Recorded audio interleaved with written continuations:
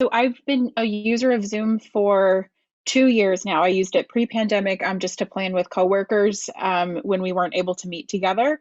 But then became a regular user last March. I'm a music teacher. I teach K through 6 general music and band. So our school has used both programs, Zoom as well as Google Meet, and we use them concurrently. So our K to 5 division uses Zoom and 6 through 12 uses Google Meet. So I'm using a user of both every day in that capacity, as well as I'm a graduate school student.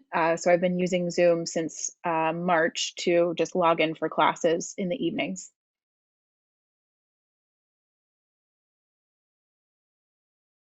Sure. So I'll have it, and it depends on our schedule. So right now we have almost all of our students in school, and some are tuning in from home.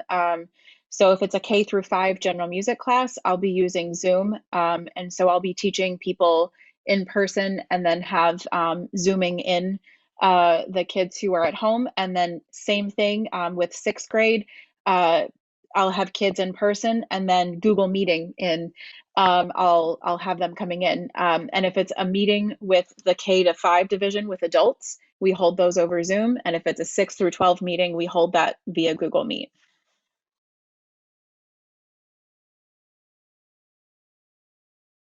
Sure. So our school actually was going to use Google Meet completely, K through 12, but the K through 5 division really liked the control we had in Zoom to be able to mute participants, remove them a little bit easier. It is not as user friendly as Google Meet, where things seem kind of easy, but there's more features available on Zoom. So for us, we were able to customize each class.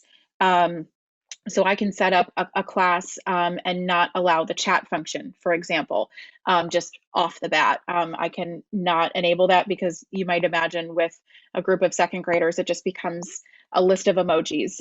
So you can kind of take away things a lot easier, as well as control turning off a camera or muting someone when that's necessary. In a K through 5 situation, that use case, it's very necessary to have those capabilities. Whereas Google Meet did not offer those options, and Google Meet in the beginning also did not offer breakout rooms, which Zoom does, I think, very well. And in comparison to Google Meet, I think I prefer using the Zoom breakout rooms. In Zoom, you're able to give reactions to something. So, like right now, I can, do a clapping reaction as a music teacher. If someone shares something, we can all just clap without unmuting ourselves and show that, where Google Meet can't do that yet.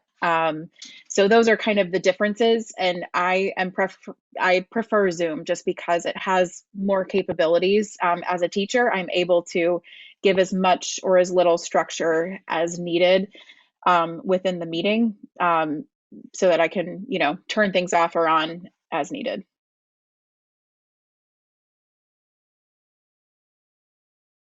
I think Google Meet is a little bit more intuitive, but as a user who's used to both programs, I find Zoom a lot easier to just use in the moment.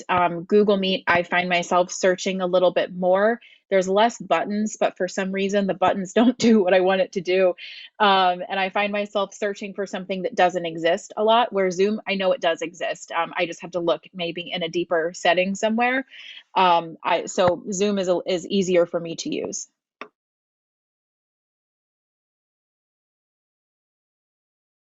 I would absolutely recommend Zoom, just because I've also noticed that the simple things like my AirPods, for example, they always disconnect when I'm in a Google Meet. I don't know why, and that's not a very technical answer, but I find that the audio capabilities of Zoom are a lot better. It works better for music. I am able to structure the meeting in a much better way. I'm able to allow, chat or allow other functions that I can't take away in Google Meet. So I prefer Zoom.